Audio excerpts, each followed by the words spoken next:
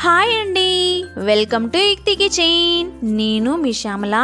ముందుగా మీ అందరికీ ఉగాది పండగ శుభాకాంక్షలు అండి. ఉగాది రోజున ఉగాది పచ్చడిని ఎలా ప్రిపేర్ చేసుకోవాలో ఇవాల్టి వీడియోలో చూద్దాం రండి. నేనైతే మా ఇంట్లో ఉగాది పచ్చడిని ఎలా ప్రిపేర్ చేస్తానో చూద్దాం. సో పచ్చడి ప్రిపరేషన్లోకి వెళ్దామా? ముందుగా పచ్చడిని ప్రిపేర్ చేసుకోవడానికి కావలసిన పదార్థాలు: చింతపండు, అలాగే కారం పొడి, ఉప్పు మరియు వేప పువ్వు, బెల్లం తురుము, మామిడికాయ ముక్కలు, కొబ్బరి ముక్కలతో నేనైతే పచ్చడిని ప్రిపేర్ చేస్తానండి. ఇలా ముందుగానే నిమ్మకాయ సైజ్ అంతా చింతపండుని నానబెట్టుకోవాలి. నేను ఇక్కడ కుండలో ప్రిపేర్ చేస్తున్నానండి. ఈ చింతపండు నుంచి చింతపండు రసాన్ని తీసుకోండి.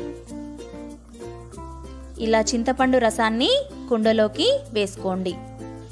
చింతపండు రసాన్ని తీసుకున్నాం కదా, అది కాస్త పులుపుగా ఉంటుంది కాబట్టి నేను ఒక 1 గ్లాస్ వరకు వాటర్ని యాడ్ చేస్తున్నానండి. ఇలా వాటర్ని యాడ్ చేసుకున్న తర్వాత ఇందులోకి 1/2 టేబుల్ స్పూన్ రెడ్ చిల్లీ పౌడర్ని వేసుకోండి. ఇందులోనే మరొక 1/2 టేబుల్ స్పూన్ సాల్ట్ని కూడా యాడ్ చేసుకోండి.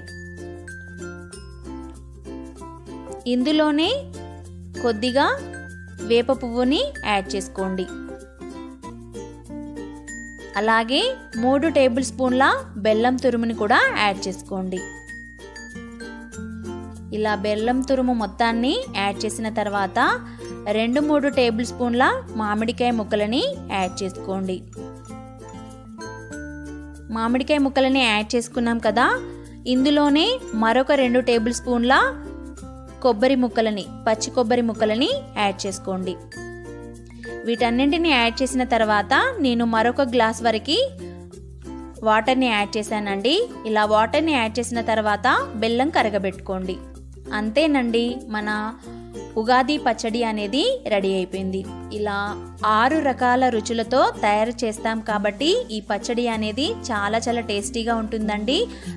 అలాగే ఆరోగ్యానికి కూడా చాలా మంచిది.